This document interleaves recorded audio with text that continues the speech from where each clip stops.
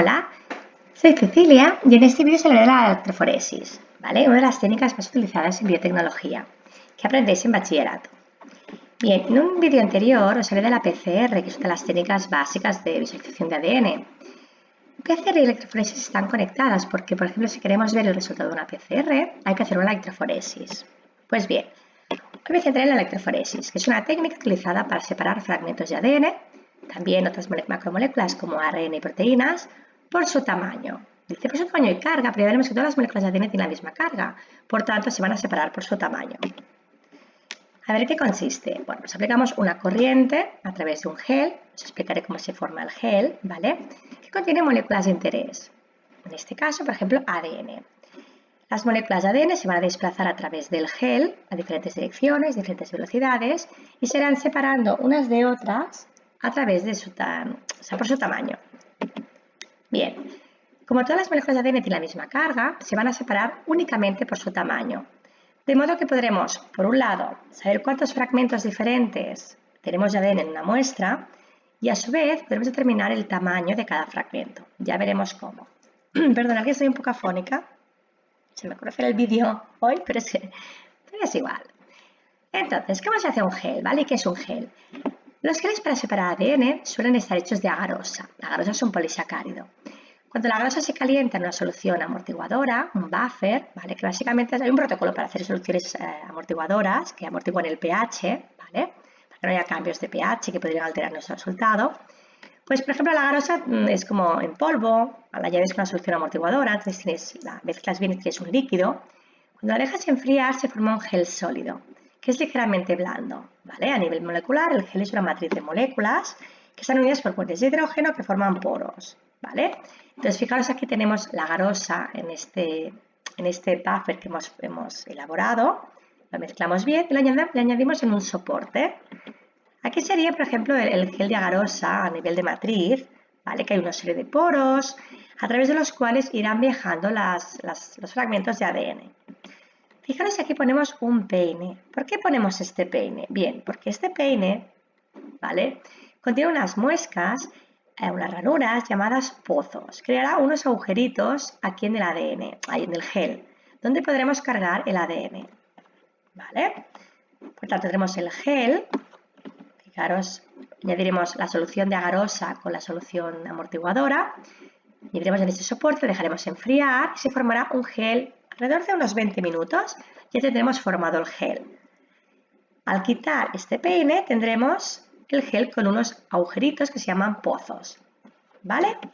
Bien, cuando ponemos el ADN en estos pozos se llama cargar el ADN, ¿vale? A veces dices, voy a sembrar el ADN o voy a cargar el ADN. Aquí lo vemos ya más en vivo, más real, ¿vale? Una micropipeta, colocaremos la muestra de ADN que está mezclada con un colorante, ¿vale? Y iremos llenando cada pozo con una muestra. Antes de agregar las muestras, colocamos el gel en una cubeta o tanque de electroforesis y añadimos también un buffer, una solución amortiguadora que nos permitirá conducir la corriente, ¿vale? Bien. Cuando cargamos las muestras de ADN, ¿vale? Recordad, ¿sí? Echas la carga. Reservamos un pozo para un marcador de ADN. ¿Qué es un marcador de ADN? Bueno, es un estándar de referencia. Es decir, se compra un marcador de ADN, tiene diferentes fragmentos de ADN y sabemos, porque hay un papelito, como una fotografía que nos dice cada fragmento qué tamaño tiene. Con lo cual podremos comparar nuestras muestras de ADN con este estándar y podremos conocer el tamaño de nuestros fragmentos, ¿vale?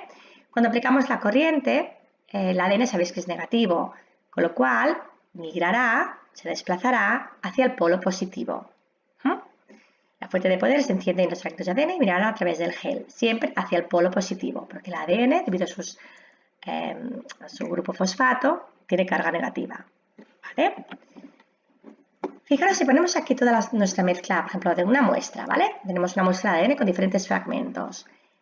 Cuando aplicamos la corriente, irán desplazándose a través de esos poros del gel, ¿vale? Y se irán separando por su tamaño. De esta zona quedarán los fragmentos de mayor tamaño, los más gordos, y aquí quedarán los fragmentos más pequeños. Aquí tenemos, por ejemplo, un gel, como es en realidad, es súper gustoso. Aquí tenemos como los pozos que ha dejado el pene. A veces, para aprovechar el gel, ¿vale? Pues si son fragmentos pequeñitos, se separan enseguida, pues podemos separar el gel, ¿vale? En dos. Es básicamente para ahorrar dinero y también tiempo. Cuando un gel se tiñe con un pigmento que se une al ADN, ¿vale? Pues el bromuro de tirio, por ejemplo, cuando se coloca en la luz ultravioleta, pues los fragmentos de ADN brillan y los podemos visualizar. Esto de aquí sería un fragmento de ADN, ¿vale? Que compararemos con el estándar, el marcador de ADN, para saber qué tamaño tiene. ¿Sí? El marcador de ADN contiene pues, pares de bases o kilobases que nos hace referencia a la longitud de cada fragmento. ¿Vale? Aquí tenemos el visualizador o la máquina que nos permite visualizar el ADN, ¿vale? Con luz ultravioleta. Y veremos el ADN y vemos las bandas que brillan. ¿Vale? Si es el bromuro de tirio, por ejemplo, son esas marcas naranja fluorescente. Cuanto más se ven es porque hay más cantidad de ADN. Bien, una línea de ADN bien definida en un gel se llama banda. ¿Vale? Aquí tendremos las bandas. Cada banda, por tanto, contiene un gran número de fragmentos de ADN. Fijaros que aquí, esta de aquí contiene más fragmentos de ADN que esta, ¿vale? Porque la vemos más gorda. Bien, pues aquí en esta banda veremos un fragmento único de ADN o incluso muchos fragmentos que tienen el mismo tamaño. Cuando hemos puesto la muestra, hemos cargado la muestra en un pozo, se forma un carril donde van migrando los diferentes fragmentos a través del gel y se van separando por tamaño.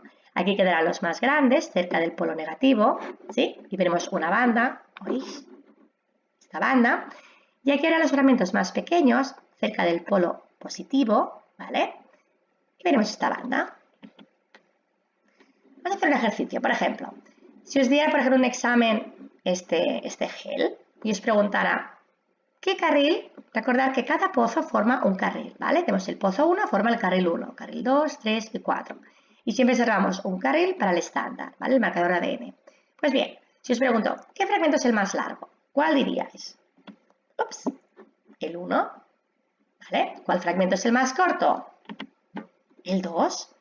Recordad que está más cerca de donde cargamos del pozo, donde cargamos las muestras, es porque le ha costado, como es tan grande, le cuesta ir a través del gel. Va pop, pop, pop, pop, pop. Con lo cual se queda aquí.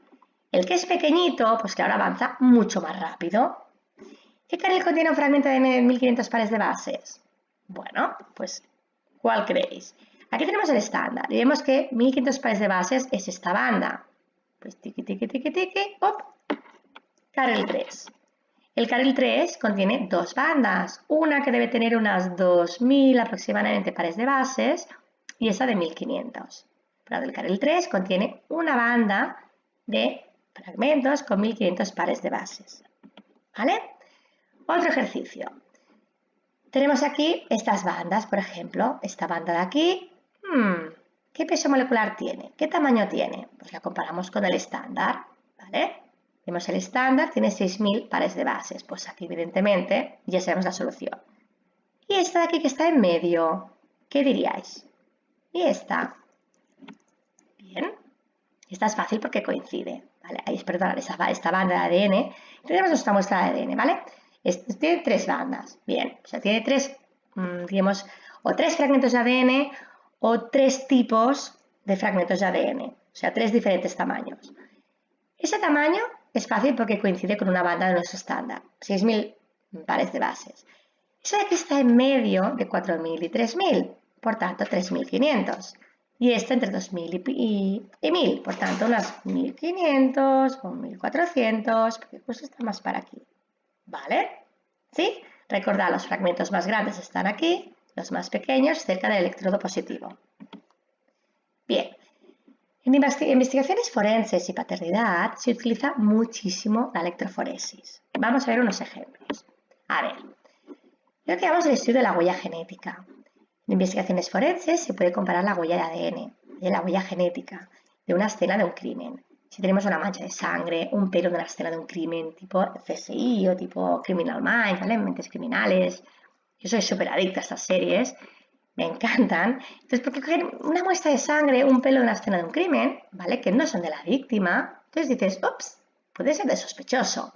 Tienes un par de sospechosos, haces una huella genética y ves cuál de ellos estuvo en la escena del crimen. A veces hay una violación y tienes presencia del semen en un crimen sexual, ¿vale? O si hay una violación y puede pertenecer al sospechoso.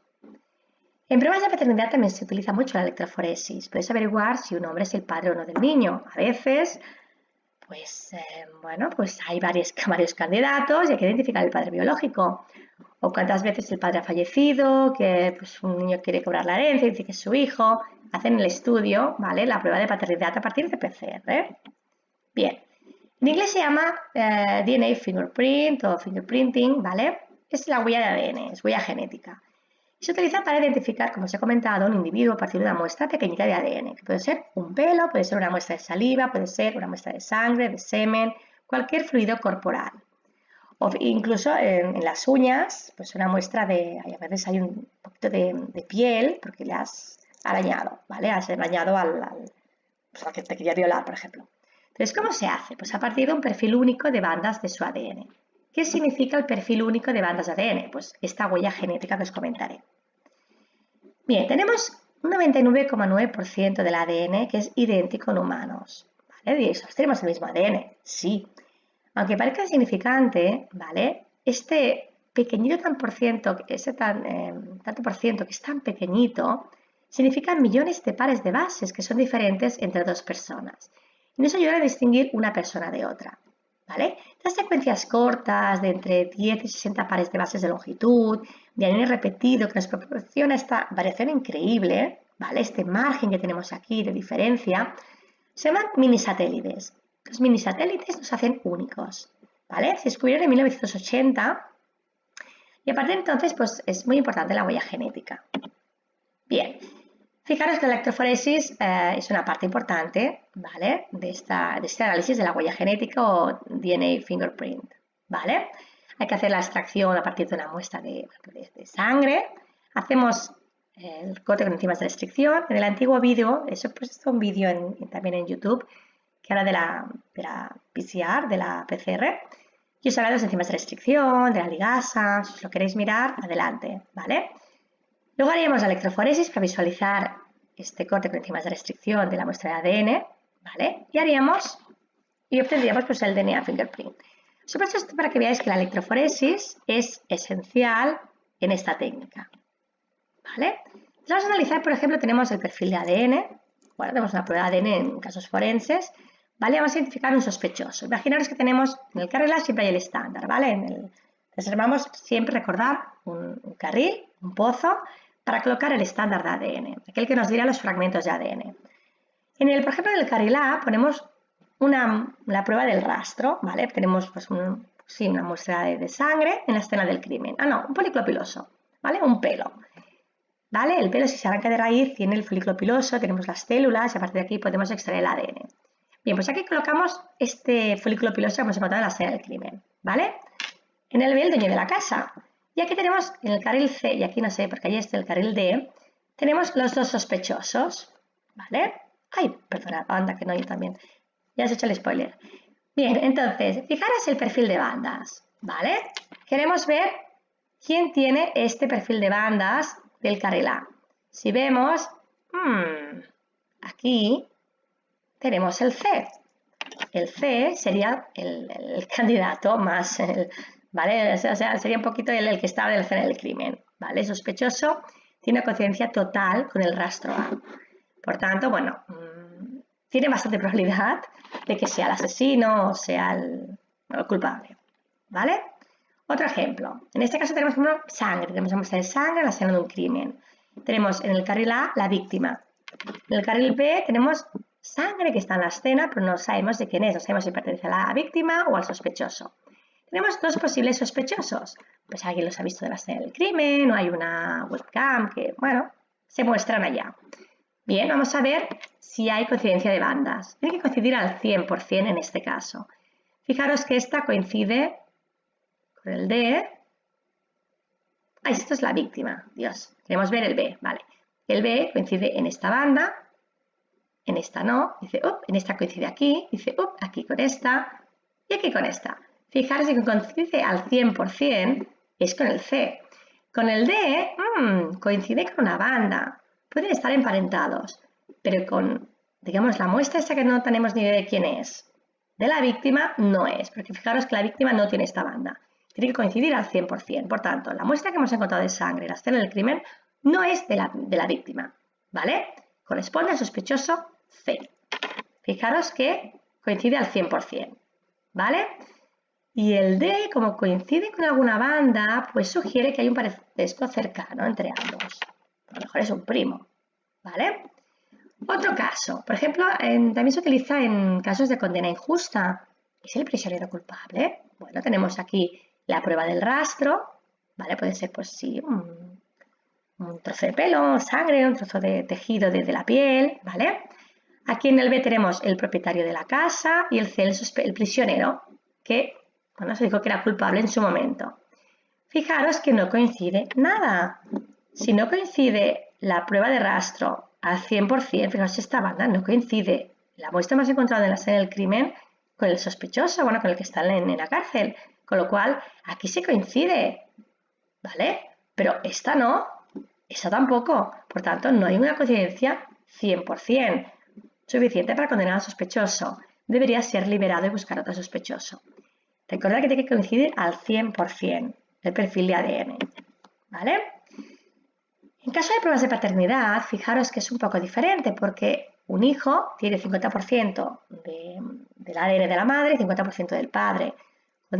Por tanto, si queremos ver, por ejemplo, en el A tenemos el perfil de bandas de la madre, en el B tenemos el niño y aquí dos posibles candidatos, en el C y el D.